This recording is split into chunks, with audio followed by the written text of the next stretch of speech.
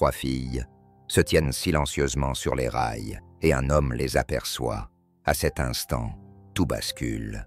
Personne n'attendait quoi que ce soit de ces 3 petites filles debout sous la lumière d'une vieille église.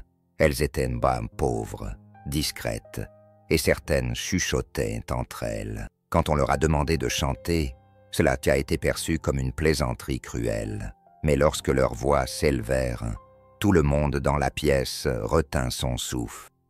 Avant de commencer l'histoire vraie d'un père célibataire, de 3 filles oubliées et de la musique qui les a tous guéris, abonnez-vous et rejoignez notre communauté d'histoire qui nous rappelle que la gentillesse peut encore tout changer. Maintenant, laissez-moi vous raconter ce qui s'est passé cette nuit-là, lorsque leurs voix ont figé la pièce et réécrit chaque âme brisée qui s'y trouvait. La neige tombait silencieusement sur la ville endormie, comme des prières. Mais Cassian Dorn ne dormait pas. Les mains de Cassian serraient plus fort le volant de sa vieille camionnette qui cahotait sur le pont glacé de Hollow Road.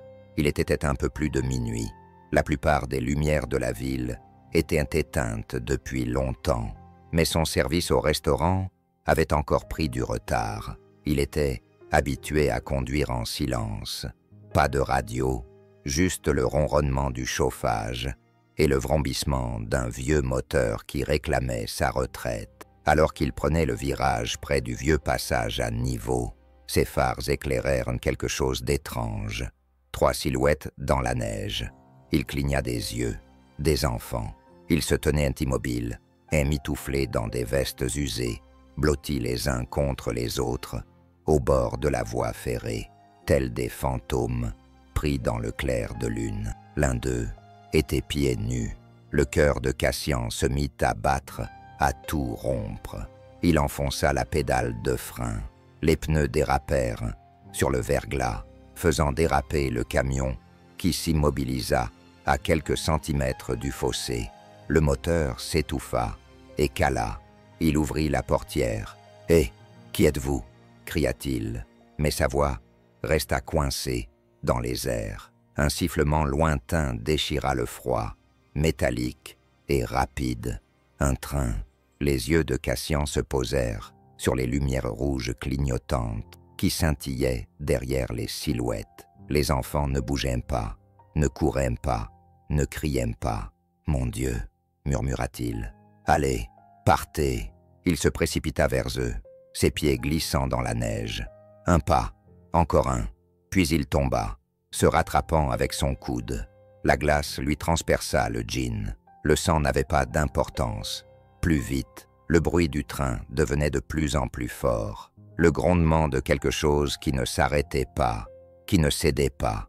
Son klaxon retentit à nouveau, cette fois-ci à proximité, comme un coup de tonnerre. Cassie rejoignit les filles, toutes les 3 immobiles, comme si elles avaient oublié comment s'enfuir. L'une avait 2 tresses, les 2 autres des boucles emmêlées. Elles avaient les yeux écarquillés, mais vides, hébétés par le froid et le choc. « Non, non, non » murmura Cassian. Il souleva la première dans ses bras, aussi légère qu'une plume. Elle ne broncha pas. « Ça va » murmura-t-il. « Tu vas bien maintenant » cria-t-il aux 2 autres. « Attrapez mon manteau. Accrochez-vous. » La 2e fille s'agrippa à sa manche. La 3e enroula ses bras autour de sa taille. Cassian se retourna, titubant, alors que le faisceau blanc brûlant du phare du train illuminait la neige d'une lumière crue. Trop près, il plongea. Ils heurtèrent violemment le talus et roulèrent dans le banc de neige, tandis que le train filait à toute allure, le vent et l'acier sifflant à quelques centimètres de leurs pieds. Le silence retentit à nouveau, lourd et anormal. Les filles se mirent à pleurer, doucement au début, puis plus fort. L'une d'elles pressa son visage contre sa poitrine. Une autre tenait la main de celle qu'il tenait encore dans ses bras. Cassian ne dit rien. Il en était incapable. Son cœur battait à tout rompre dans ses oreilles. Il respirait par saccades, crachant de la buée. Au milieu de ce chaos, quelque chose se brisa en lui. Ce n'était pas la douleur, mais la prise de conscience. Il ne connaissait pas leur nom. Il ne savait pas pourquoi elles étaient là. Mais à cet instant, il savait qu'elles étaient à lui.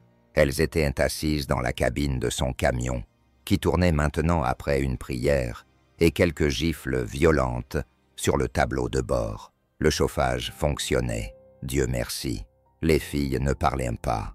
Elles se blottissaient les unes contre les autres sur le siège, avant, leurs petites épaules tremblant sous le patchwork de vieilles couvertures qu'ils gardaient derrière le siège. Cassian leur jeta un coup d'œil. Des triplés. Elles se ressemblaient, mais n'étaient pas identiques. L'une avait des taches de rousseur sur le nez. Une autre avait une dent de devant ébréchée. La plus petite serrait dans ses mains un ange en papier taché, plié et presque déchiré. « Comment vous appelez-vous » demanda-t-il gentiment, en se tournant vers celle qui était la plus proche de lui. Elle le fixait, sans ciller. Il réessaya. « Où est votre maison ?» Pas de réponse. Tous les trois le regardaient comme s'il parlait une autre langue. C'était peut-être le cas. Il chercha son téléphone portable, les doigts tremblants plus à cause de l'adrénaline que du froid. Le 911 répondit rapidement et il expliqua ce qui s'était passé. Le répartiteur promit d'envoyer un agent et un travailleur social pour le rejoindre au restaurant. Cassian raccrocha et se rassit sur son siège, regardant la neige tomber de plus en plus fort. Il ne posa pas d'autres questions.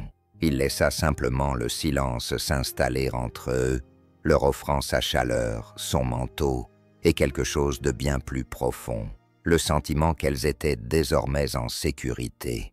Lorsque la voiture du shérif s'arrêta devant le restaurant, Cassian porta la plus petite des filles, les autres le suivant derrière lui. L'assistante sociale, une femme nommée Madame Tournier, aux yeux bienveillants et munie d'un bloc-notes, jeta un coup d'œil aux filles et s'agenouilla. « Oh mes chéries !» Elles ne répondirent pas. Elles fixaient simplement le sol. « Vous savez qui elles sont ?» demanda-t-elle à Cassian. Il secoua la tête. « Je les ai trouvées debout sur les rails, comme si elles attendaient. » Madame Tournier acquiesça lentement. « Nous ferons tout notre possible. Il y a un refuge temporaire dans le Maine. Si nous ne trouvons pas rapidement un tuteur, elles seront placées dans un foyer d'accueil du comté. » Cassian regarda les filles, toujours silencieuses, toujours agrippées, les unes aux autres comme des branches, dans une tempête. Il s'éclaircit, la gorge. « Attendez. » se retourna. « Oui, je veux dire, elles ne parlent pas, elles ne bronchent même pas, mais elles ont chanté. Ou elles le feront. » Elle fronça les sourcils. « Je peux les prendre chez moi, » dit-il, « juste jusqu'à ce qu'elles trouvent quelqu'un. J'ai une chambre d'amis. Je suis certifié pour l'accueil d'urgence. Ou du moins, je l'étais. Vous êtes sûr ?» Cassian acquiesça. « Je ne peux pas les laisser partir comme ça. » Il les ramena chez eux dans l'obscurité, les phares fendant les rafales de neige. Alors qu'il se garait devant la petite maison qu'il avait autrefois partagée avec sa famille, il se retourna pour les regarder. Élise, Marold, Léna. Il ne connaissait pas encore leurs noms, mais il les apprendrait. La lumière du porche clignota lorsqu'ils entrèrent. Les filles jetèrent un coup d'œil autour d'elles, sur le tapis usé, le vieux piano, les photos dans leur cadre poussiéreux. Cassian prit une inspiration, le cœur étrangement rempli. Il ne s'en rendait pas encore compte, mais il n'avait pas seulement sauvé 3 petites filles, elle l'avait sauvée. Le lendemain matin, la cabane semblait différente. Pas plus chaude, le vieux radiateur toussait et grognait toujours avant de se mettre en marche. Elle n'était pas plus lumineuse. Le soleil perçait à peine à travers les épais nuages du Minnesota, mais il y avait maintenant une présence qui rendait le silence plus lourd, plus significatif, comme si les murs eux-mêmes écoutaient. Cassian se tenait dans l'embrasure de la porte de la chambre d'amis et les observait. Les triplés, si c'étaient bien des triplés, étaient assises blotties contre le dossier du lit, les mains et les genoux joints, toujours vêtues des pyjamas en flanelle trop grands qu'il avait réussi à trouver la veille au soir Ils n'avaient pas dit un mot depuis qu'il les avait ramenés à la maison. Pas quand il les avait aidés à prendre leur douche. Pas quand il leur avait servi des toasts et du miel. Pas même quand il leur avait offert les couvertures les plus douces qu'il avait. Ils existaient simplement, comme de petites ombres, respirant doucement dans la lumière. Cassian se frotta la nuque et expira. Il n'était pas étranger au silence. Il y vivait depuis 5 ans maintenant. Le silence après les funérailles. Le silence après le départ de sa femme, incapable de supporter le chagrin causé par la mort de leur fils. Le silence entre les touches du piano qu'il ne jouait plus. Mais c'était un silence différent. C'était le silence de la peur. « D'accord », dit-il doucement, en s'accroupissant à leur hauteur. « Je sais que tout cela est étrange, et peut-être que vous ne me faites pas encore confiance. Ce n'est pas grave, mais je veux que vous sachiez que vous êtes en sécurité ici. Je ne vous ferai pas de mal. Vous n'avez pas besoin de parler. Pas encore. » Il s'arrêta. L'une des filles, celle avec la tresse sombre, celle qui serrait l'ange en papier plié, le regardait. Elle le regardait vraiment. Ses yeux n'étaient pas écarquillés de peur. Il cherchait quelque chose. Cassian sentit quelque chose bouger dans sa poitrine. Une étincelle, une chaleur à laquelle il ne s'attendait pas. « Je m'appelle Cassian », dit-il, en tendant la main, paume vers le haut, comme on le ferait avec un animal effrayé. Elle ne la prit pas, mais elle ne détourna pas non plus le regard. La fille aux taches de rousseur était assise tout près d'elle et lui tenait fermement le poignet. La troisième, la plus petite, était assise plus en retrait, les mains enroulées autour de ses genoux, le regard fixé sur la fenêtre. Elles étaient silencieuses, mais elles n'étaient pas perdues. Dans la cuisine, Cassian prépara du porridge. C'était grumeleux et fade, mais chaud, et pour l'instant, c'était la chaleur qui comptait. Il posa 3 bols sur la table, ajouta un filet de sirop d'érable dans chacun d'eux, et appela doucement dans le couloir. « Le petit déjeuner est prêt. »« Rien, » soupira-t-il, en se servant une tasse de café et en s'asseyant à table avec le journal. Pas pour le lire. Il se moquait bien de ce que disait le gouverneur ou de qui avait gagné le match de hockey de la veille. Mais pour attendre, c'était tout ce qui comptait. À présent, patience, présence. Les minutes passèrent, puis des pas, nus, hésitants. La fille aux tresses entra la première, l'ange toujours à la main, suivie de celle aux taches de rousseur, puis de la plus petite, qui semblait préférer être ailleurs. Elles se glissèrent silencieusement sur les chaises, le dos raide et les yeux immobiles, passant de la cuillère au bol, puis à son visage. Il ne dit rien. Il se contenta d'acquiescer et de sourire. Elles mangèrent lentement. Celle avec la tresse prenait de minuscules bouchées, comme si elle n'était pas sûre d'avoir le droit. La fille aux taches de rousseur fixait le sirop, fascinée. La plus petite touchait à peine son assiette, puis poussait son bol vers ses sœurs. Elles étaient plus que des sœurs. Elles formaient un tout, bougeant à l'unisson, pensant à l'unisson, respirant à l'unisson. C'était à la fois déchirant et magnifique. Après le petit déjeuner, Cassian ouvrit les rideaux du salon, laissant entrer le peu de lumière que le ciel hivernal pouvait offrir. Les filles le suivirent sans un mot, observant chacun de ses gestes. Dans un coin se trouvait le piano, vieux, rayé et légèrement désaccordé, vestige d'une vie d'avant la perte. Il ne l'avait pas touché depuis près de 5 ans. Son fils, Gabriel, l'avait adoré. La dernière chanson qu'ils avaient jouée ensemble résonnait encore dans son esprit, un duo maladroit de « You are my sunshine » qui s'était terminé dans les rires et les larmes. Après le départ de Gabriel, le piano était devenu un tombeau, un musée, quelque chose de sacré et d'intouchable. Mais aujourd'hui, les filles avaient besoin d'autre chose, quelque chose dont ils ne savaient même pas qu'ils disposaient encore. Cassian s'assit sur le banc. Ses doigts flottèrent au-dessus des touches, froids, hésitants.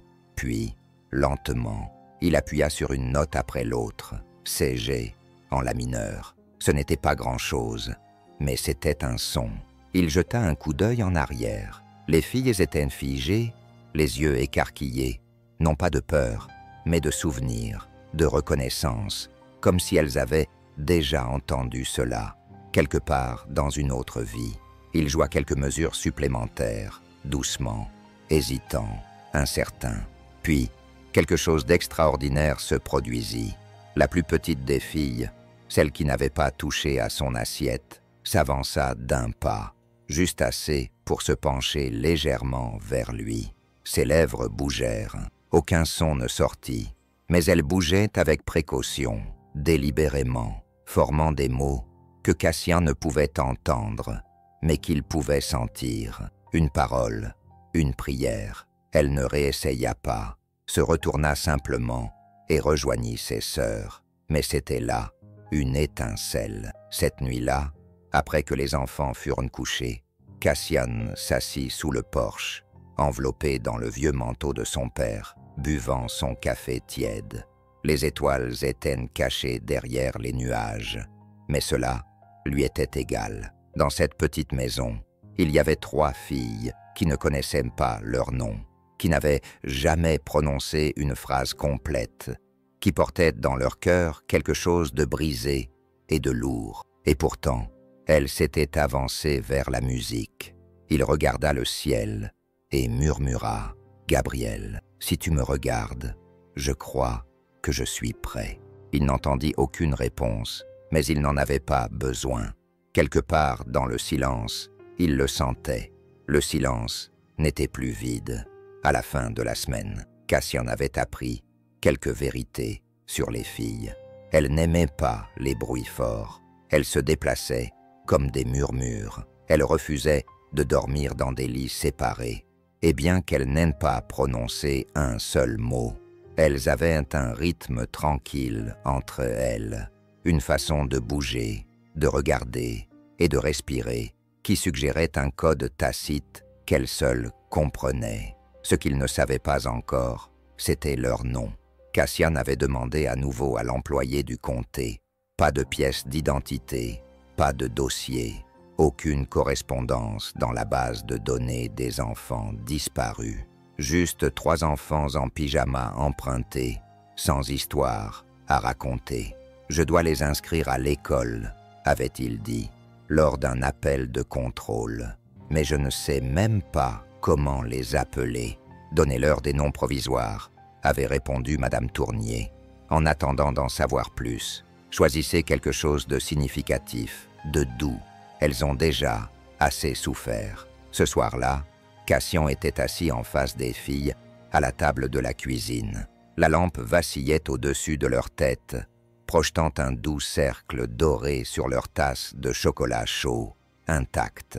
Il s'éclaircit la gorge, se sentant comme un homme s'adressant à un jury qu'il ne méritait pas d'affronter. « Je me disais, dit-il lentement, que vous méritez chacune un nom pendant que vous êtes ici. Pas seulement « ma chérie » ou « ma petite », quelque chose de réel, quelque chose qui vous appartienne. Les 3 filles le regardèrent sans expression. Elles écoutaient toujours. Il désigna la plus grande, celle qui tenait toujours l'ange en papier dans sa main. Que diriez-vous d'Élise? C'est un prénom fort et discret, qui pousse même dans le froid. Elle cligna des yeux. Aucune protestation. Il se tourna vers la petite fille aux taches de rousseur et aux yeux doux qui fredonnaient dans son sommeil. « Toi, dit-il doucement, tu me rappelles le soleil les jours de pluie. Que penses-tu de Margold ?» Un sourire à peine perceptible apparut sur son visage, puis son regard se posa sur la plus petite, la plus silencieuse, celle qui le regardait comme si elle attendait que le ciel lui tombe sur la tête. « Et toi, dit-il doucement, tu gardes tout en toi, même quand tu as peur. » Je me suis dit, peut-être Léna, pour la force. La pièce était silencieuse. Puis, à sa grande surprise, la plus petite, Léna, tendit lentement la main et toucha sa poitrine du bout des doigts. Léna le revendiquait. Cassian acquiesça, en clignant rapidement des yeux. Très bien alors. Élise, Marold et Léna, bienvenue à la maison. Le lundi suivant, il les accompagna lui-même à l'école primaire. Elle n'était qu'à 1 kilomètre de sa cabane, un bâtiment bas en briques, qui semblait toujours plus froid en hiver. À mesure qu'ils approchaient, les filles se serraient les unes contre les autres, agrippant leurs nouveaux sacs à dos, achetés dans une friperie, comme s'il s'agissait d'une armure. Cassian avait prévenu la directrice, Madame Garnier, de leur traumatisme.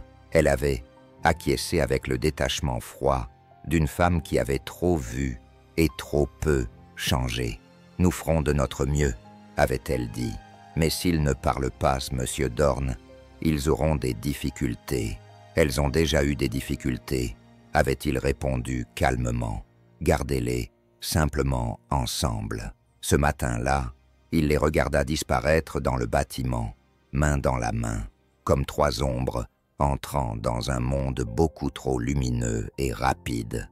Lorsque Cassian rentra chez lui, la cabane lui sembla plus vide que jamais. Il entra dans la chambre des filles, désormais remplie de couvertures dépareillées, de peluches usées et d'une rangée de bottes de neige contre le mur. Sur la table de chevet se trouvait l'ange en papier, le talisman d'Élise. Désormais, lissé et réparé avec du ruban adhésif, il s'assit par terre, à côté, et soupira. Il ne savait pas comment redevenir père. Il n'était même pas sûr d'avoir jamais vraiment su le faire la première fois. Avec Gabrielle, il y avait eu de la musique, des rires, puis le silence. Mais ses filles, silencieuses depuis le début, l'avaient ramené à la vie sans dire un mot. Cet après-midi-là, il attendait sous le porche que le bus scolaire arrive en grinçant sur la route. Quand il s'arrêta dans un crissement de frein, son cœur se mit à battre plus fort. La porte s'ouvrit.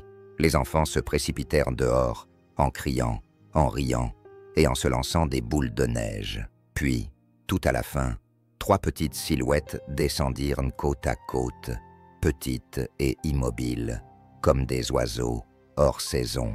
Leur visage était indéchiffrable. Il ne leur demanda pas comment ça s'était passé, se contentant de leur tenir la porte pour les laisser entrer dans la chaleur. Mais ce soir-là, alors qu'il rassemblait leurs manteaux pour les laver, il trouva quelque chose, un morceau de papier froissé, serré dans la poche de Willis. Il le déplia, un dessin représentant 3 filles se tenant par la main. Autour d'elles, d'autres enfants, avec des is à la place des yeux et des lignes irrégulières à la place de la bouche, qui semblaient rire. Au-dessus, écrit en lettres tremblantes, on pouvait lire « On ressemble à des fantômes ». Cassian fixa la page pendant un long moment, puis il la plia soigneusement et la rangea dans le tiroir de son bureau. Il ne la montrerait pas à l'assistante sociale. Pas encore, pas avant d'avoir trouvé comment arranger ça. Ce soir-là, la petite fille était assise tranquillement sur le tapis du salon pendant qu'il réchauffait la soupe à la tomate. La neige tombait drue contre les fenêtres, étouffant les bruits du monde extérieur. Il s'assit à nouveau au piano, non pas pour enseigner, mais simplement pour produire des sons.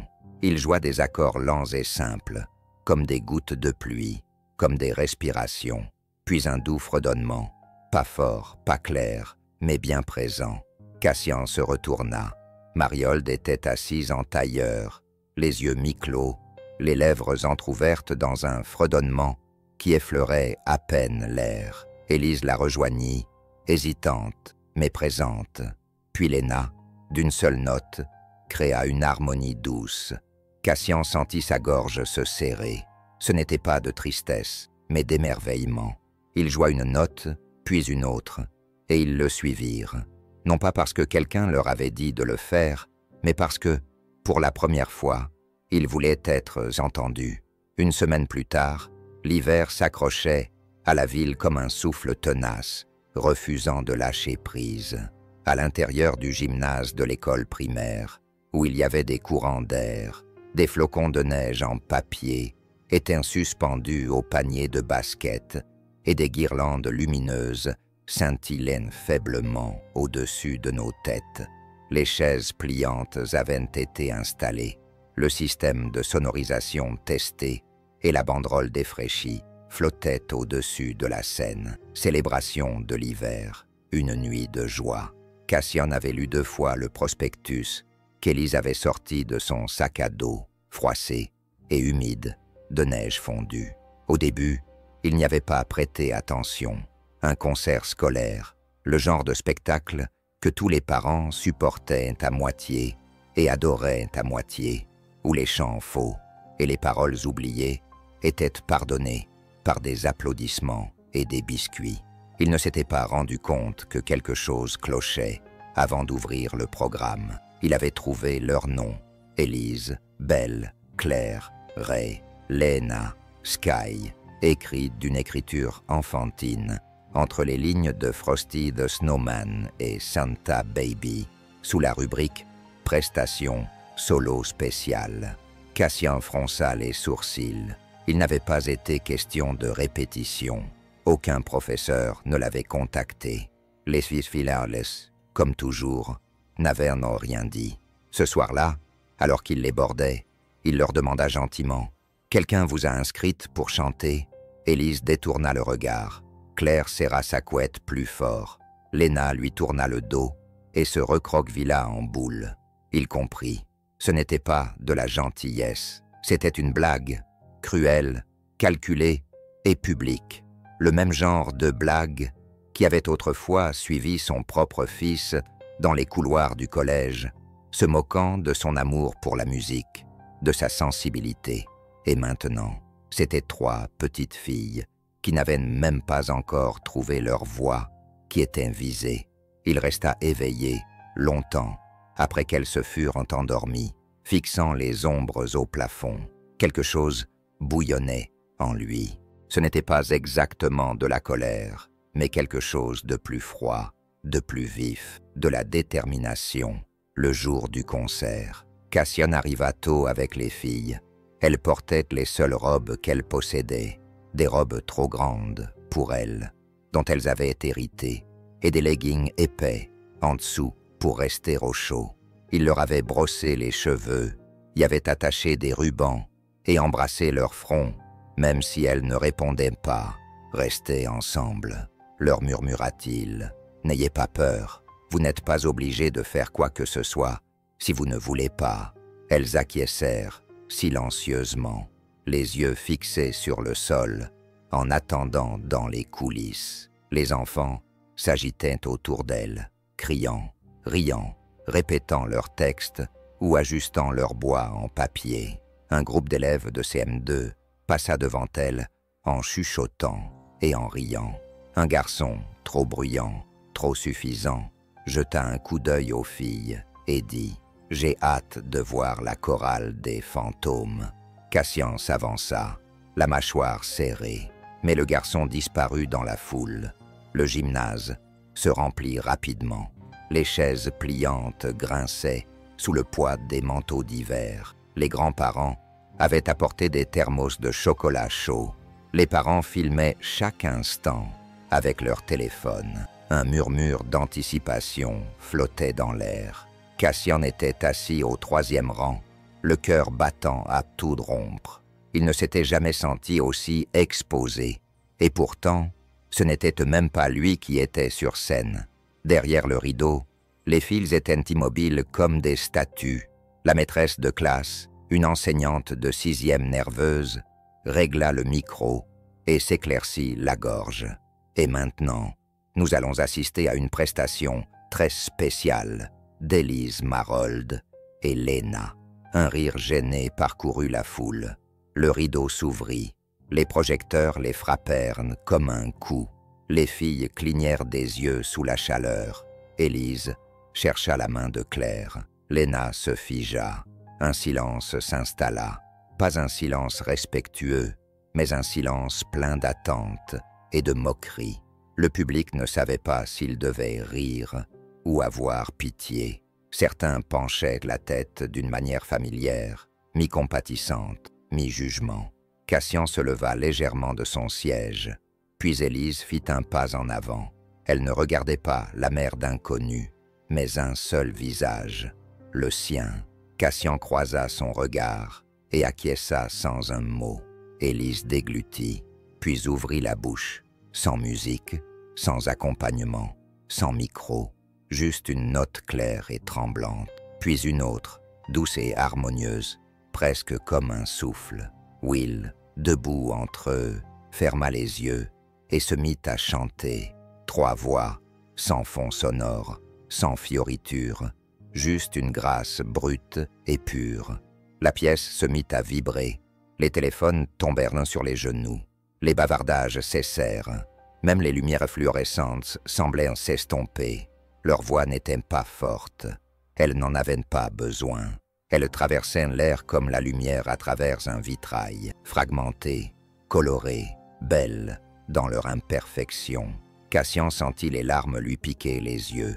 Ce n'était pas de la fierté, c'était de l'émerveillement, parce que ce n'était pas seulement une performance, c'était une revendication, une douce défiance, un trio de petites âmes blessées qui disaient au monde « Nous sommes là et nous ne sommes pas votre punchline ». Lorsque la dernière note s'évanouit, le gymnase n'explosa pas.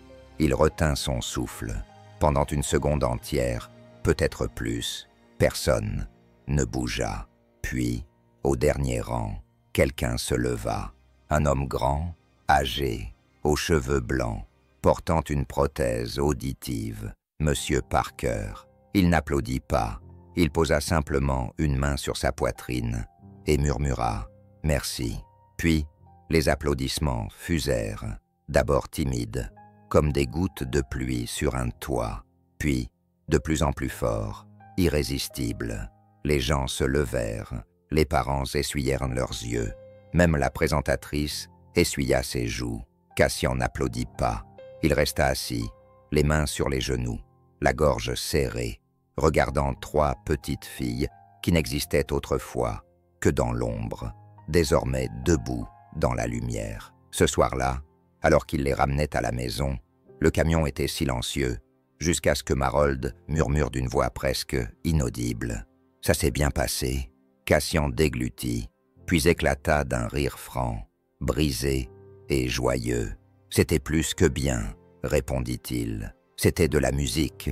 La neige tombait doucement et silencieusement derrière les fenêtres de la cabane, peignant le monde dans des tons gris et blancs. À l'intérieur, l'air vibrait d'une transformation plus chaude, plus calme. Depuis la nuit du spectacle, les choses avaient changé d'une manière que Cassian ne pouvait pas vraiment expliquer.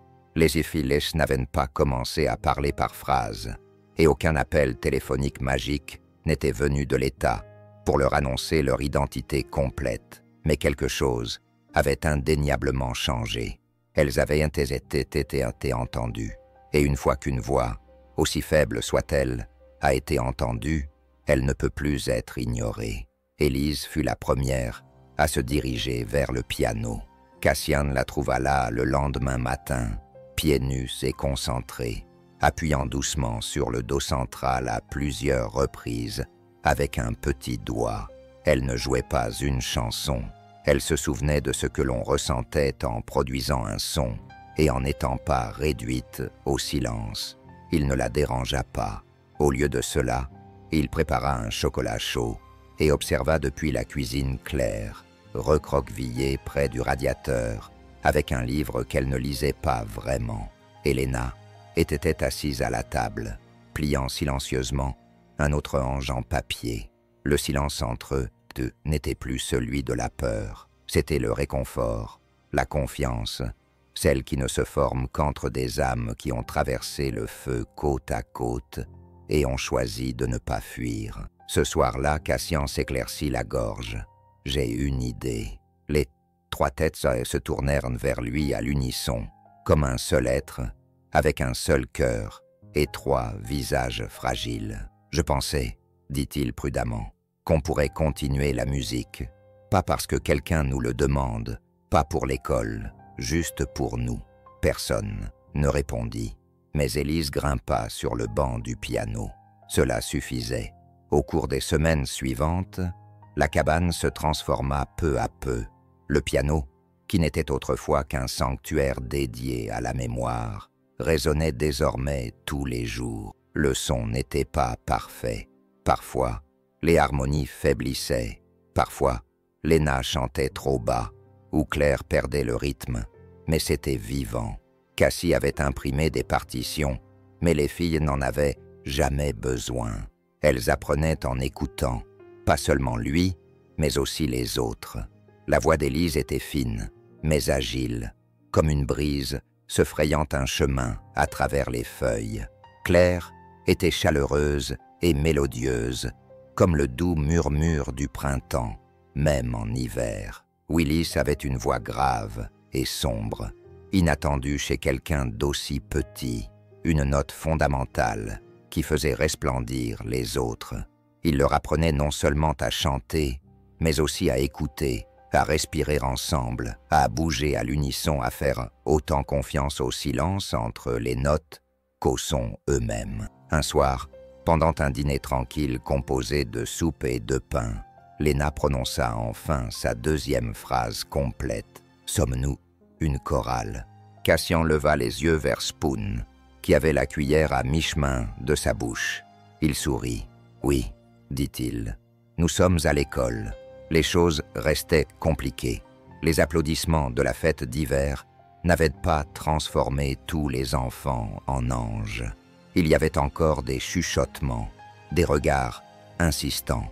Quelques enfants audacieux osaient désormais saluer sans conviction, ne sachant pas trop comment se comporter avec des filles qui ne parlaient pas tout à fait comme les autres, mais qui chantaient comme si elles venaient du ciel. Mais les filles ne se dérobaient plus. Élise relevait un peu plus le menton. Mariold partageait ses crayons et en classe, et Léna, petite et vigilante, avait un jour tendu la main à un autre enfant. Pendant la récréation, Cassian n'insista pas plus. Les petites victoires restaient des victoires. Un vendredi, en parcourant le tableau d'affichage de l'épicerie du quartier, Cassian remarqua une affiche qui le fit s'arrêter, net. Soirée micro, ouvert. Premier vendredi de mars, tout sage. Bienvenue au Earth Caf. Il resta longtemps à le regarder. Il imagina les filles sur cette petite scène en bois, entourées de guirlandes lumineuses et de chaises dépareillées. L'odeur de l'espresso flottant dans l'air, pas sous les projecteurs du gymnase, pas pour plaisanter, mais en tant qu'artiste. Il plia le flyer, le glissa dans la poche de son manteau et acheta un carton de lait et un paquet de post-it. De retour à la maison, il a épinglé le flyer au-dessus du piano. Les filles se sont rassemblées autour pour le lire en silence. Cassian n'a rien dit. C'est Léna qui a pris la parole. Est-ce qu'elles allaient rire? Il s'est agenouillé devant elle, la regardant droit dans les yeux. Peut-être, a-t-il répondu, honnêtement. Mais ce n'est pas pour ça qu'on chante. Pourquoi on chante? A demandé Mariold, les yeux écarquillés. Cassian les regarda toutes, ces trois petites merveilles qui avaient fait irruption dans son monde comme des étoiles brisées. Car, dit-il doucement, quand nous chantons, nous nous souvenons de qui nous sommes. Ce soir-là, alors qu'elle répétait, à la lueur d'une bougie pendant une brève coupure de courant, les fils chantèrent un hymne simple. Amazing Grace. Élise menait le chant. Claire harmonisait. Léna fredonna le dernier couplet dans un silence presque total. Cassian ferma les yeux et joua, les larmes menaçant de couler à chaque note. Dans le coin de la pièce, où les ombres étaient les plus épaisses, on aurait presque dit que Gabriel écoutait juste au-delà de la portée du son. Dehors, le vent hurlait. À l'intérieur, 4 voix s'élevaient à l'unisson. 3 chantaient, 1 jouait, créant quelque chose qui semblait à la fois ancien et tout nouveau. Une chorale ne commence pas par des applaudissements, la perfection ou une permission. Elle commence par une note, un souffle, un acte de courage. La première fois que Sarafina Lark entendit parler des triplés, elle se tenait au dernier rang de l'église Sainte-Brigitte, allumant une bougie pour un mari à qui elle n'avait pas parlé depuis 10 ans et qui était enterré 5 ans plus tôt. Elle en entendit des bribes. Tu les as entendues au concert de l'école? 3 petites filles comme des anges.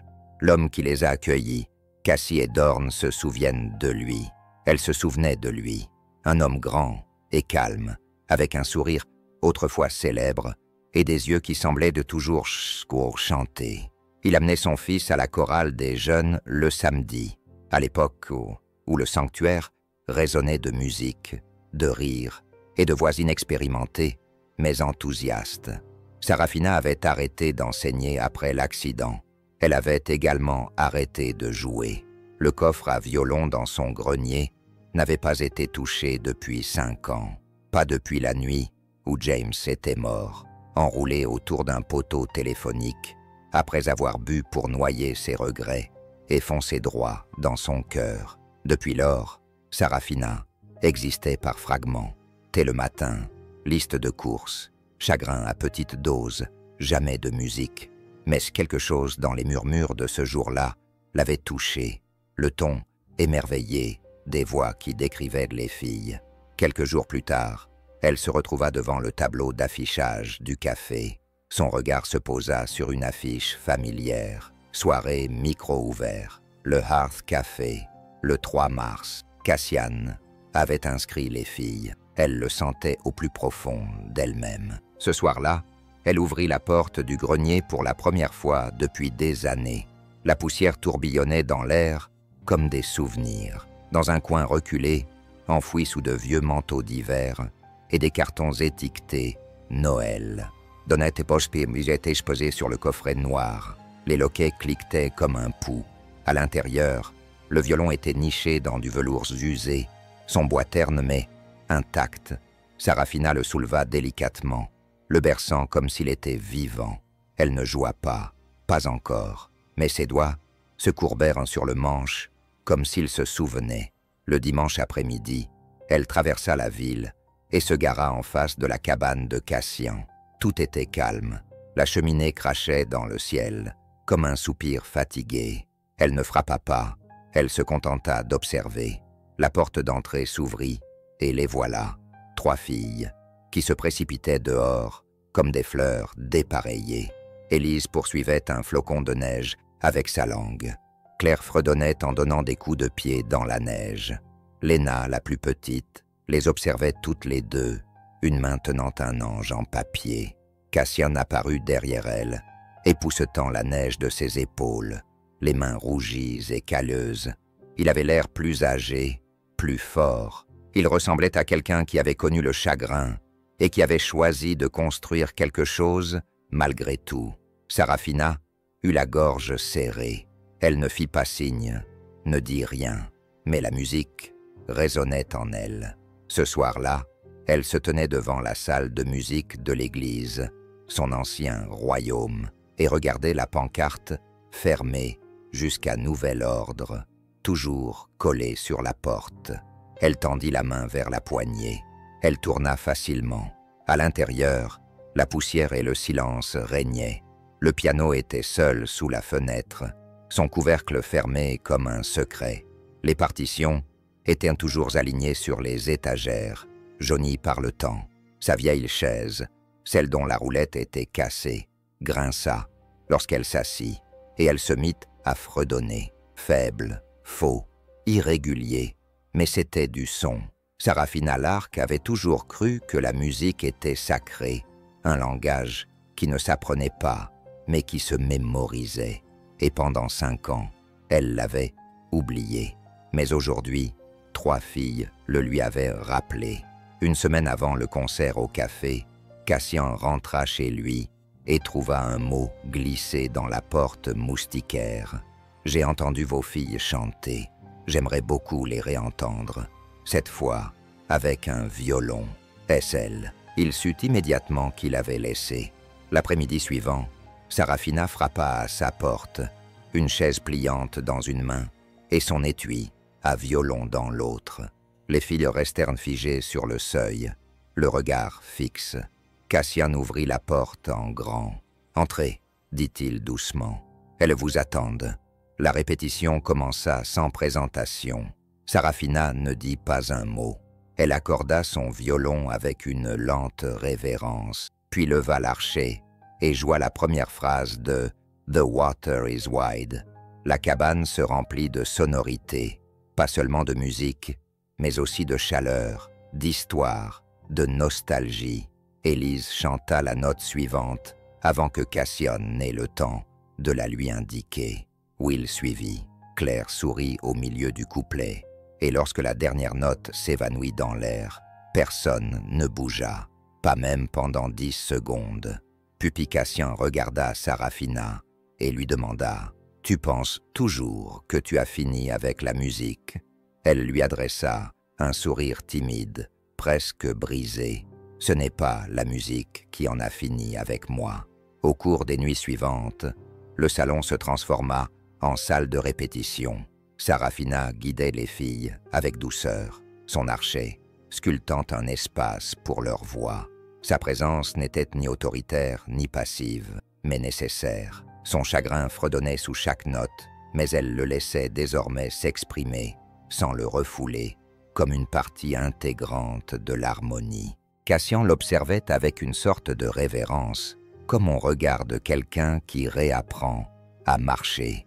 Un soir, après que les filles furent couchées, il s'attarda au piano, pendant que Sarafina rangeait ses affaires. « Tu n'es pas obligé de rester, » dit-il. « Je sais. » Elle ferma son étui. « Mais j'en ai envie. » Il l'accompagna jusqu'à la porte. La neige tombait sous la lumière du porche. Elle s'arrêta avant de sortir. « Ton fils, » dit-elle doucement. « Était-il musicien ?» Cassian acquiesça. « Plus que moi. Il était la joie incarnée. Je suis désolé. Moi aussi. » Ils restèrent silencieux. Ce n'était ni gênant, ni douloureux, juste calme, partagé. Puis elle leva les yeux. « Vous les avez sauvés, Cassian ?» Il secoua la tête. « Non, ce sont eux qui m'ont sauvé. » Sarafina sourit, un vrai sourire cette fois, et elle murmura « Pour moi, ça ressemble à de la musique. » Le calendrier passa au mois de mars avec un soupir réticent. Et bien que la neige pesât encore sur les toits comme un poids endormi, quelque chose de nouveau s'insinuait dans l'attente de la ville. La petite scène du Heart Café n'avait jamais vu plus que des lycéens avec des guitares acoustiques ou, à l'occasion, un duo folk reprenant des chansons de Springsteen. Mais la nouvelle s'était rapidement répandue, portée par une histoire devenue folklorique. 3 petites filles trouvées dans la neige, silencieuses, étranges, puis elles se mirent à chanter. Cassian se tenait devant le tableau d'affichage, dans le couloir de l'église, en train d'accrocher la dernière affiche pour la soirée micro ouvert. Derrière lui, des voix murmuraient. « Ce sont les enfants d'Orne. Ce ne sont même pas leurs vrais noms. J'ai entendu dire que l'une d'entre elles ne parle toujours pas. » Et cette Sarafina Lark, revenue d'entre les morts. Il ne se retourna pas. Au lieu de cela, il recula d'un pas et regarda le papier une dernière fois. Vendredi 3 mars, le Art Café, soirée micro, ouverte avec le Bell Ray Sky Trio. En dessous, quelqu'un avait griffonné au crayon de la vraie musique ou un numéro de pitié. Il fixa les mots, puis déchira le coin et jeta l'affiche à la poubelle. Ce soir-là, lors de la répétition de la chorale dans la cabane, les filles étaient déprimées. Élise rata 2 fois son entrée. Mariold chantait faux. Léna ouvrait à peine la bouche. Cassian s'interrompit au milieu d'une note. « Vous êtes fatigué ?» dit-il gentiment. « Non », répondit Élise, ce qui était rare. Sarafina haussa un sourcil, mais ne dit rien. Cassian croisa les mains sur le piano. « Parlez-moi. » Il y eut un long silence. Puis Willow murmura. « Elles ont dit, on chante seulement parce qu'on est triste. » Il cligna des yeux. « Qui a dit ça ?» Willow baissa les yeux. « Les enfants, au déjeuner. » Margold ajouta. « Ils ont dit que si on était heureux, on se terre. » Cassian expira lentement. Il regarda Sarafina qui fixait le sol, la mâchoire serrée. Il se leva du banc et s'agenouilla devant eux. « Savez-vous ce qu'est une chanson ?» demanda-t-il. Élise haussa les épaules. « C'est une histoire trop grande pour être racontée avec des mots. C'est ce qui arrive quand votre cœur a besoin d'une voix plus forte. » Sarafina s'avança et s'agenouilla à côté de lui. « Et vos voix, ajouta-t-elle doucement, sont la chose la plus honnête que cette ville ait entendue depuis des années. » Cassien croisa son regard et acquiesça. « Laissez-les murmurer, dit-il. Laissez-les rire. Quand vous montez sur scène, vous ne portez pas seulement des notes, vous portez la vérité, et la vérité ne demande pas la permission. » Le lendemain, le révérend Whitmore rendit visite à Cassien. Ce dernier n'était pas surpris. L'homme n'avait pas dit un mot au sujet de la jeune fille depuis le concert de Noël. Mais maintenant, à quelques jours de la soirée micro ouvert, le pasteur était venu frapper à sa porte, le chapeau à la main et le scepticisme dans les yeux. Ils s'assirent sous le porche, le froid s'insinuant dans les manches de Cassien. « J'ai entendu dire que les filles chantaient en ville, » dit Whitmore d'un ton neutre. Cassien but une gorgée de café. « C'est vrai, certaines personnes trouvent que c'est trop tôt, que c'est peut-être de l'exploitation. » Cassien rit doucement. « De l'exploitation, ce ne sont pas des produits révérends, ce sont des personnes. Et pour la première fois depuis longtemps, elles veulent être vues. » Whitmore se tortilla sur son siège. « Pardonnez-moi, dit-il, mais la musique à l'église est une chose. L'attention du public en est une autre, surtout sans famille, sans papier. Elle reste un mystère. » Cassien serra les mâchoires. « Vous croyez que je ne sais pas que je me réveille chaque nuit en me demandant qui elles sont vraiment, ce qu'elles ont vu, ce dont elles se souviennent. » Mais quand il chante, il fit une pause. « Ce n'est pas pour la gloire, c'est pour guérir, les guérir. Les guérir moi-même, peut-être même vous guérir. » Le révérend resta silencieux pendant un instant. « Alors, seront-ils en sécurité ?»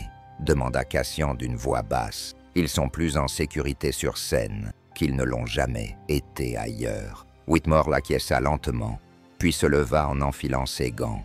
En partant, il dit simplement « Je serai là. » La veille du spectacle, Sarafina arriva tôt.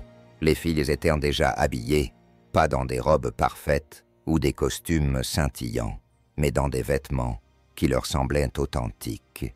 Élise portait un cardigan bleu marine que la mère de Cassien avait tricoté il y a des décennies. Mariold avait une jupe à fleurs trop longue pour ses jambes, qu'elle avait relevée à l'aide de pinces à linge. Willow portait une veste en jean délavé et l'ange en papier glissé dans sa manche. Cassien accordait le piano.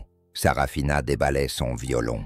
Les filles se tenaient devant la cheminée, nerveuses et rayonnantes. Puis, sans signal ni avertissement, elles se mirent à fredonner les premières notes de Wayfaring Stranger, la chanson qu'elles avaient choisie. Leur voix effleurait à peine l'air, mais cela suffisait. Sarafina leva son archet. Les doigts de Cassien trouvèrent le premier accord, et la musique commença, brute, tremblante et sacrée. Une fois qu'ils eurent terminé, personne ne parla.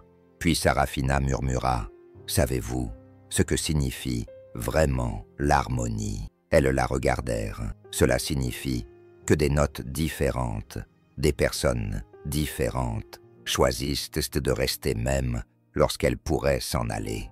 Will sourit, d'un sourire radieux, plein et tranquille. Élise lui prit la main. Cassien observait depuis l'embrasure de la porte, le cœur comblé. Il voyait une femme retrouver le chemin de la musique.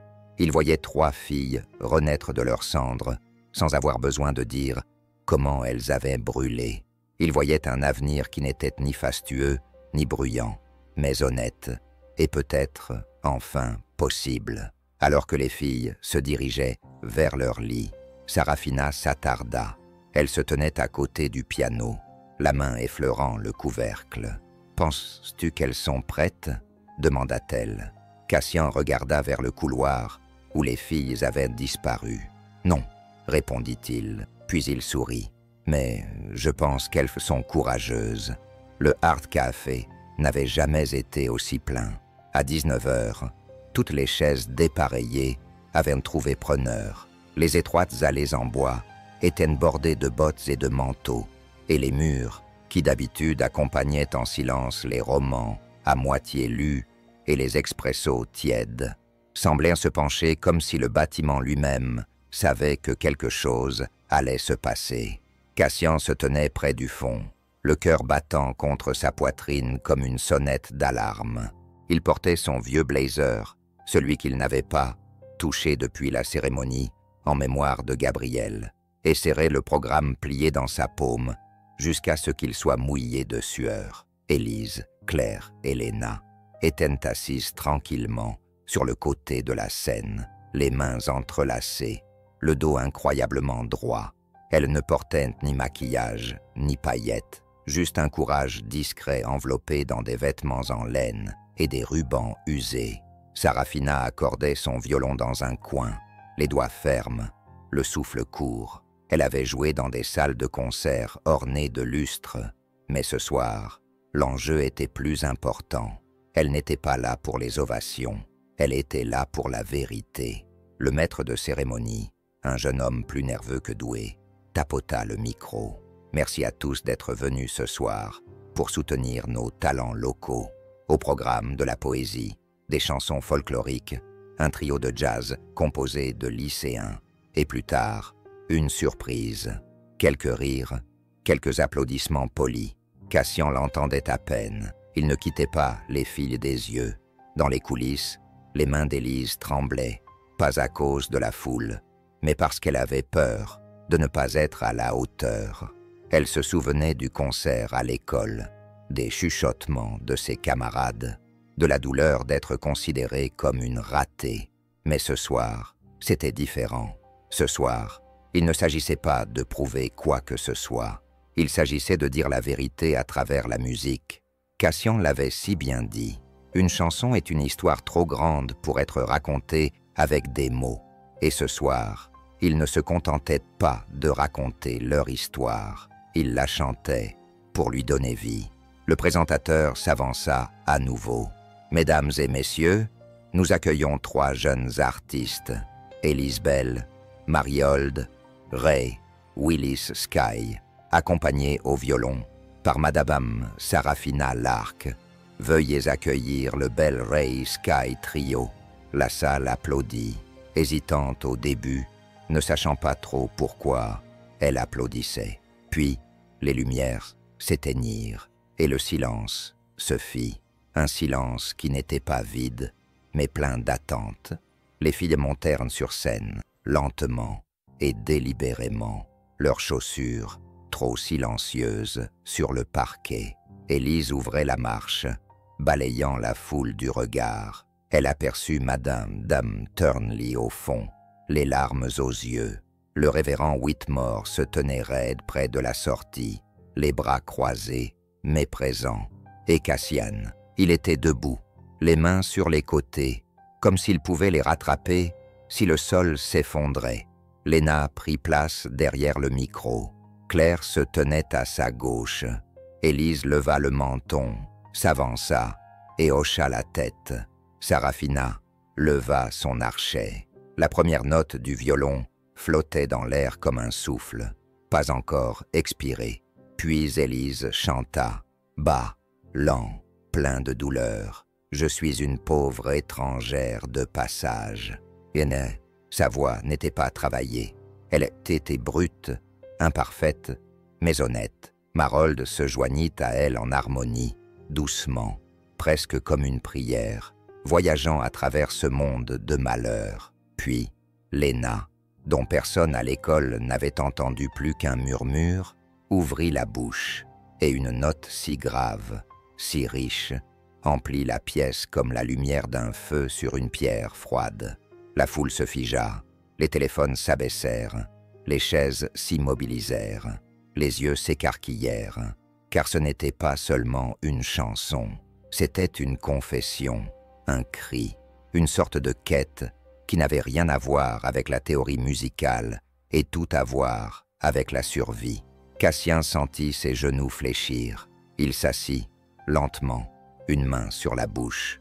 L'archet de Sarafina glissa sur les cordes, en longues lignes douloureuses, soutenant leur voix comme des bras sous des ailes. Ils chantèrent à l'unisson, 3 tonalités, 3 histoires, 3 désirs, cousus ensemble par le souffle, le sang et une grâce indéfinissable. Les gens se mirent à pleurer doucement. Une femme au premier rang serra la main de son mari. Un adolescent qui avait ricané plus tôt s'essuya les yeux sans comprendre pourquoi. Monsieur Parker se leva à l'arrière et hocha simplement la tête comme pour dire « Oui, c'est ça, revivre ». Lorsque la dernière note s'évanouit, cela ne ressemblait pas à une fin. C'était comme si quelque chose de sacré venait de naître. Personne ne bougea pendant un long moment. Puis, à l'arrière, un applaudissement retentit, puis un autre, puis toute la salle se leva comme sous l'effet d'une force plus ancienne que l'habitude. Des applaudissements retentirent dans le café, pas sauvages, pas chaotiques, mais reconnaissants, purificateurs. Les syphilées ne s'inclinèrent pas. Elles restèrent là immobiles, les yeux grands ouverts, les mains serrées les unes contre les autres, comme si elles étaient les seules à empêcher le monde de s'écrouler. Et peut-être qu'elles étaient en coulisses. Lorsque les filles descendirent, Cassie les rejoignit devant le rideau. Il ne dit pas un mot, se contenta de s'agenouiller. Élise se jeta dans ses bras. Claire la suivit et enfouit son visage dans sa poitrine. Léna resta immobile un instant, puis lui prit la main. « On a réussi », murmura-t-elle. Cassian la regarda dans les yeux humides et écarquillés. « Non », dit-il, « vous l'avez vécu, et nous vous avons entendu. » Sarafina se tenait un peu plus en retrait, son violon dans son étui, le cœur battant à tout rompre. Cassian leva les yeux vers elle. « Tu es revenu, » dit-il. Sa voix se brisa. « Penny, ils m'ont ramené. » Et bien, cette nuit-là, la ville dormit sous un calme nouveau. Pas le vide, mais la paix. Et dans une petite cabane, juste à côté de la route creuse et bruissante, 3 filles rêvaient de sons, non pas de bruit, mais de musique, qui les rendait entières. Le lendemain matin, la neige avait fondu juste assez pour laisser apparaître des taches brunes sur le sol, signe que le printemps tentait de se rappeler à lui. Cassian se tenait pieds nus sous le porche, une tasse de café refroidissant dans sa main, le regard perdu dans le vide. Les applaudissements résonnaient encore dans ses os, non pas comme du bruit, mais comme la confirmation que ce qu'ils avaient fait, ce que les filles avaient offert, avait compté. Derrière lui, la cabane était inhabituellement calme. Les filles avaient dormi tard pour la première fois depuis leur arrivée, blotties les unes contre les autres, dans un enchevêtrement de couvertures et de respiration douce. Il n'avait pas eu le cœur de les réveiller. Il ferma les yeux. Pour la première fois depuis des années, le silence autour de lui ne lui semblait pas être celui du deuil. C'était comme une grâce.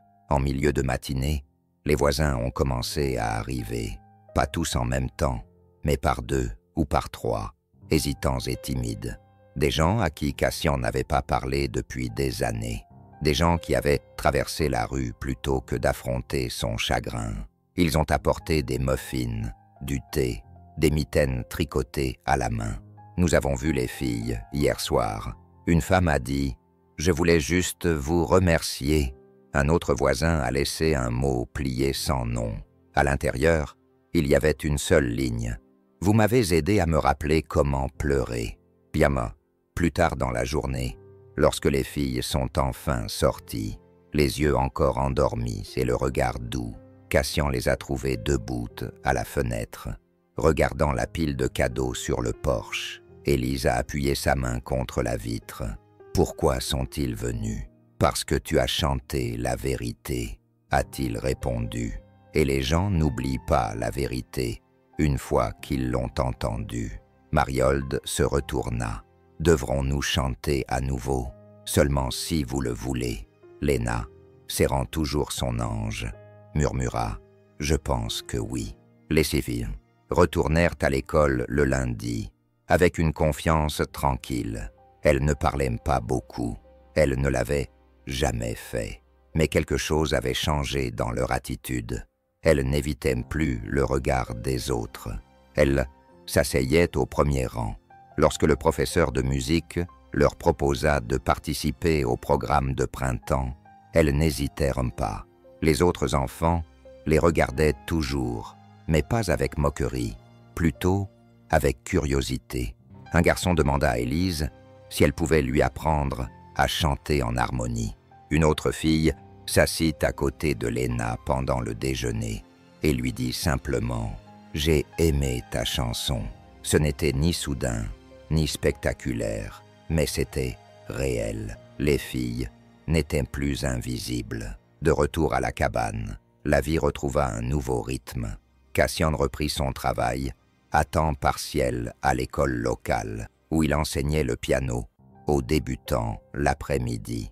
Sarafina a recommencé à diriger une chorale communautaire hebdomadaire, petite, joyeuse, imparfaite. Le salon de la cabane est resté leur scène du soir, où les filles répétaient des berceuses, des chansons folkloriques et même des mélodies qu'elles inventaient au fur et à mesure. Un soir, Sarafina s'est attardée après la répétition, sirotant son thé devant le feu qui crépitait. « Elle change », dit-elle doucement. « Oui », acquiesça-t-il. « Elles grandissent. » Elle sourit. « Toi aussi. » Il la regarda. Pas seulement les traits de son visage, mais la femme qui s'y cachait. La tristesse qui autrefois serrait sa voix s'était adoucie. Elle ne sursautait plus lorsque ses doigts touchaient le violon. Elle ne regardait plus par-dessus son épaule lorsque Joy s'approchait trop près. « Restez dîner, » dit-il. Elle hésita, puis acquiesça. Ce week-end-là, la ville organisait sa marche annuelle aux lanternes de Mars, une tradition nocturne tranquille, où les familles portaient des lanternes, faites à la main dans le parc, pour honorer à la fois la mémoire et l'espoir. Les filles voulaient y aller. Cassian les aida à fabriquer des lanternes en papier, à partir de vieux bocaux en verre et de papier de soie. Chaque fille choisit une couleur. Élise, bleu profond, clair, jaune doré. Léna, rose tendre. Ils marchaient en silence, main dans la main, leur lumière brillant doucement dans l'obscurité. Autour d'eux, d'autres familles murmuraient des prières, des souvenirs, des rires. Lorsqu'ils arrivèrent au lac, le révérend Whitmore s'approcha d'eux. « Cassian », dit-il en hochant la tête. Cassian se raidit légèrement. « Révérend », dit le vieil homme en regardant les filles. Puis il s'agenouilla jusqu'à être à la hauteur des yeux de Léna. « Vous avez un don, » dit-il. « Vous trois, je ne le comprenais pas avant, mais maintenant, je comprends. » Will cligna des yeux, puis lui tendit lentement sa lanterne. Il la prit avec révérence, les larmes brillant dans ses yeux. Plus tard dans la nuit, de retour à la cabane, les filles se couchèrent tôt. Cassian sortit sur le porche. Le vent nocturne lui rafraîchissait le visage. Sarafina le rejoignit, émitouflée dans son manteau, les yeux levés vers le ciel. « Tu crois qu'elles s'en souviendront ?» demanda-t-elle. Il acquiesça. « Je pense que c'est le genre de choses qui reste à jamais. » Elle appuya doucement son épaule contre la sienne. « Elles sont plus qu'une chorale, » murmura-t-elle. Il sourit. « Elles sont un miracle. » À l'intérieur, une seule lampe brillait près du piano. 3 anges en papier reposaient sur l'étagère au-dessus. Chacun plié avec soin par les doigts de Léna. En dessous, la partition était ouverte, pas pour s'entraîner, ni pour jouer, juste au cas où quelqu'un n'aurait besoin de chanter. Le printemps arrivait dans un murmure prudent. La neige se retira d'abord des toits, puis des champs, et enfin des bois qui entouraient les bords de la route creuse et silencieuse.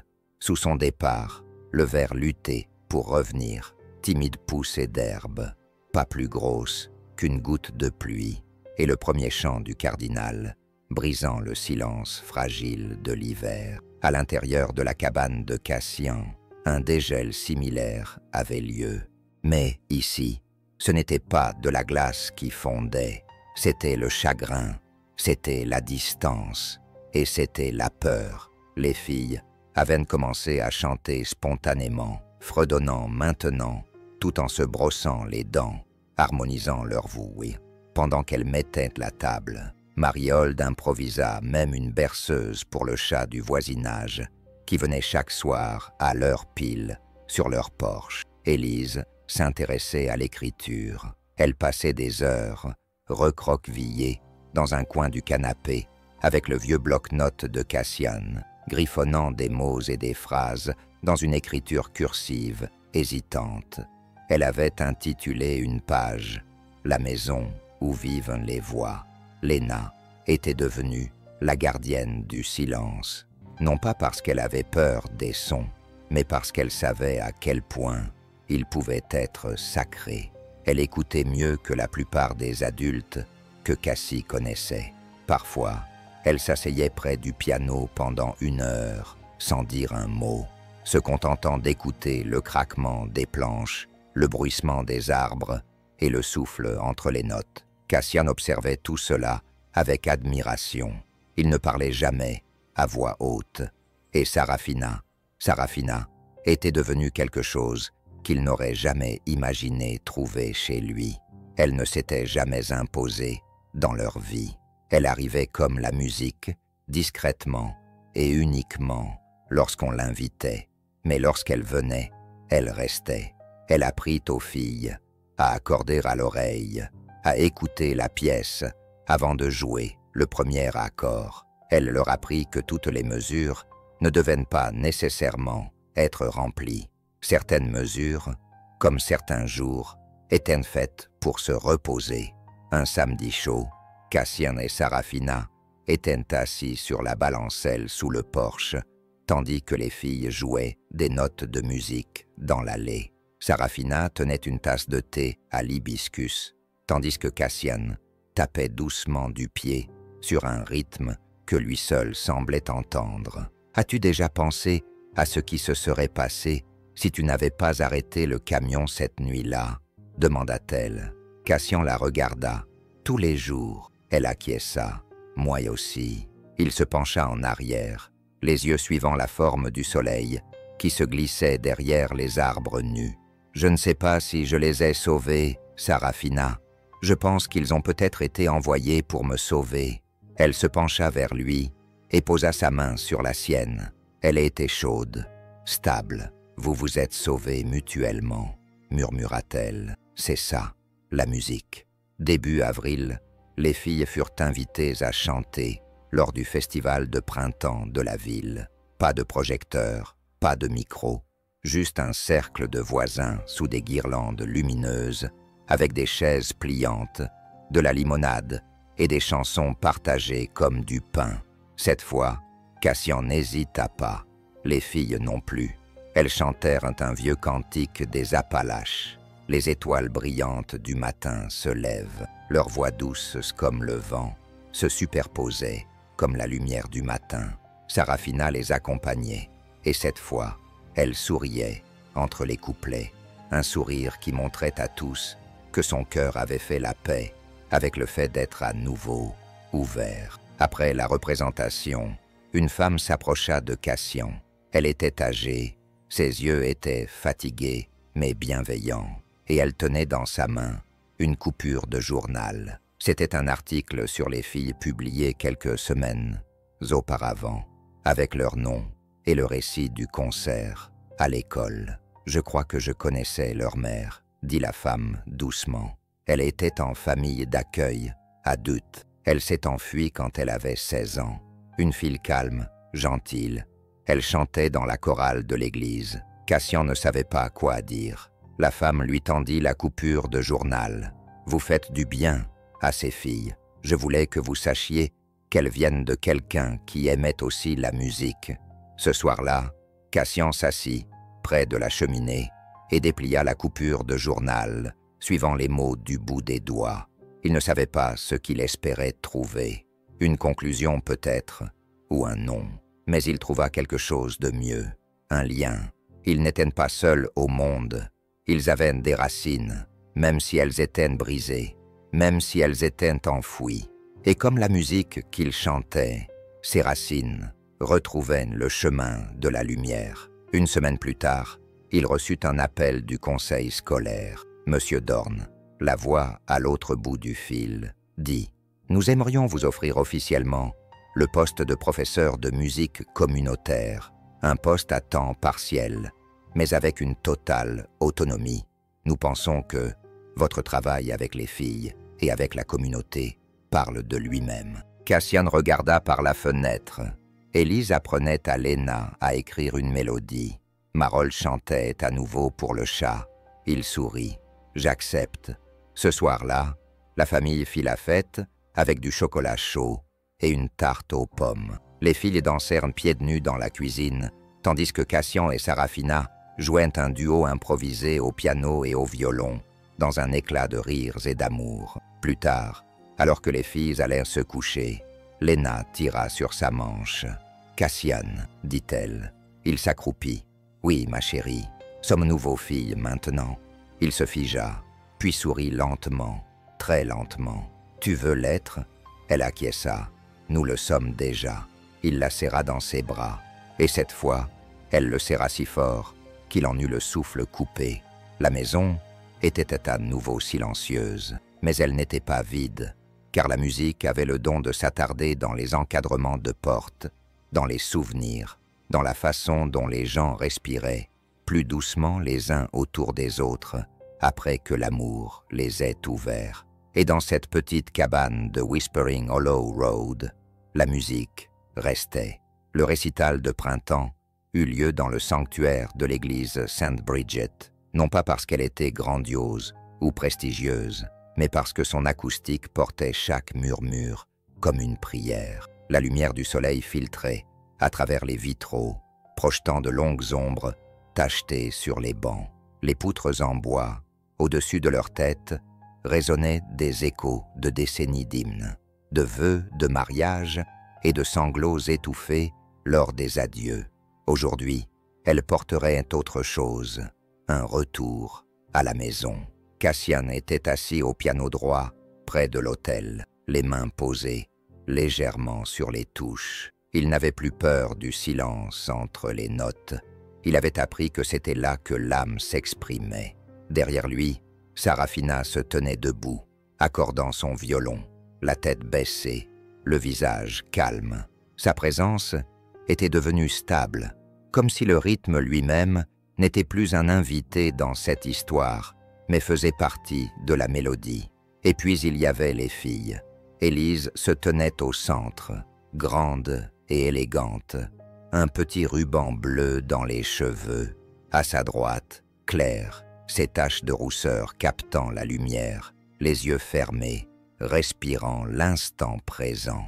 À sa gauche, Léna, son ange en papier désormais plastifié et glissé dans un médaillon suspendu juste sous sa clavicule. Elle portait de simples robes blanches, non pas parce que quelqu'un leur avait dit de le faire, mais parce qu'elle disait que cela leur donnait l'impression de prendre un nouveau départ. La salle se remplit lentement. Des voisins, des professeurs, des inconnus qui avaient lu leur histoire dans le journal. Ceux qui avaient autrefois murmuré des doutes étaient maintenant assis en silence, les mains jointes, dans l'expectative. Et au dernier rang, le révérend Whitmore. Cette fois-ci, il ne s'assit pas, il resta debout. Cassian regarda les visages rassemblés et parla sans micro, simplement dans le silence. « Ce n'est pas un concert, dit-il, c'est un remerciement de la part de 3 filles qui ont donné à cette ville une chanson dont elle ne savait pas qu'elle avait besoin, et de la part d'un homme qui avait oublié que la musique peut encore sauver des gens. » Puis il regarda les filles et leur fit un signe de tête. Elles commencèrent. La chanson était une composition originale, écrite au cours de nombreuses soirées tranquilles, autour de la table de la cuisine, tissée à partir de fragments de berceuses, d'hymnes et de rêves murmurés. Elle l'avait intitulée « La maison où vivent les voix ». Élise commença d'une voix sûre et aiguë. Nous étions autrefois des ombres, minces et solitaires, immobiles comme des statues de pierre. Puis, nous sommes devenus maroldes, chaleureux et dorés. Ensuite, la musique est arrivée, douce comme une brise, nous accordant sa miséricorde et nous faisant fléchir les genoux. Et enfin, Léna, dont la voix était autrefois un secret qu'elle ne pouvait se résoudre à partager, a ouvert la bouche et s'est mise à chanter avec une douceur qui incitait les gens à tendre l'oreille. Aujourd'hui, nous ne sommes plus simplement en vie. Nous chantons ensemble et apprenons à nous épanouir. Leurs voix se sont rencontrées et ont fusionné. 3 parties, un seul cœur. Les doigts de Cassian se déplaçaient sur les touches, guidant sans jamais dominer. Le violon de Sarafina passait entre les couplets, comme un fil à travers un tissu. Au refrain final, les fils ont chanté à l'unisson. C'est notre chanson et c'est notre début. Une chorale faite non pas de voix, mais de cœur. Lorsque la dernière note s'est évanouie, la salle est restée complètement silencieuse. Et puis, pas d'applaudissements, pas encore. À la place, une seule voix se fit entendre, tremblante et respectueuse. Monsieur Parker, le baryton autrefois sourd de la ville, se leva de son banc et entonna les premières notes de Amazing Grace. Amazing Grace, how sweet the sound.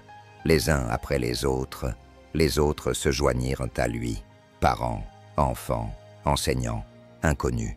La salle se remplit de musique, non pas provenant de la scène, mais de tous les coins de la pièce. La jeune fille descendit, stupéfaite et rayonnante, et se tint à côté de Cassian.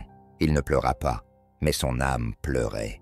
Après cela, personne ne se précipita pour partir. Les gens s'attardaient, certains serraient des mains, d'autres restèrent simplement debout en silence, refusant de rompre le charme. Les filles reçurent des câlins, des cartes faites à la main, et même une écharpe au crochet. Une femme glissa un mot plié dans la main de Cassian et lui dit « Merci d'avoir créé une chorale à partir d'un cœur brisé ». Il l'ouvrit plus tard. À l'intérieur, écrits avec soin, il n'y avait que 4 mots. « Vous n'êtes plus seul ». Ce soir-là, ils ont organisé une petite fête dans la cabane. Rien d'extraordinaire, juste du chocolat chaud, de la musique et des chaussettes dépareillées sur le parquet. Élise a lu un nouveau poème à haute voix. Claire a joué un morceau sur la flûte à bec qu'elle avait reçu à l'Icle. Léna était assise tranquillement à côté de Cassienne, la tête appuyée sur son épaule. Sarafina l'a rejoint sous le porche après que les filles se sont couchées. Ils ont regardé les lucioles en silence. « Tu sais, » dit-elle doucement, « elles vont s'en sortir. » Il acquiesça. « Je le sais. » Et où Cassian se tourna vers elle et, pour une fois, son sourire n'était pas assombri par le poids du passé. « Moi, je m'en suis déjà sorti. » Elle lui prit la main. Il ne la repoussa pas. À l'intérieur de la cabane, le piano était ouvert. La dernière partition qu'ils avaient utilisée était toujours sur le pupitre, là où vivaient les voix. Mais plus personne n'en avait besoin. La musique n'était plus seulement des notes sur une page.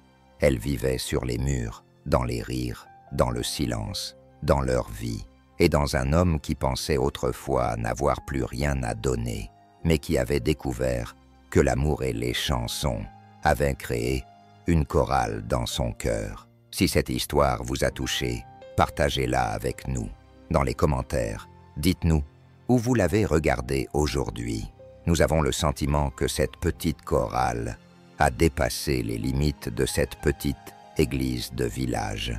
Et si vous croyez au pouvoir de la gentillesse, aux secondes chances et aux petits miracles cachés dans la vie quotidienne, n'oubliez pas de vous abonner et d'aimer la vidéo pour découvrir d'autres histoires qui vous marqueront longtemps après la fin de la vidéo.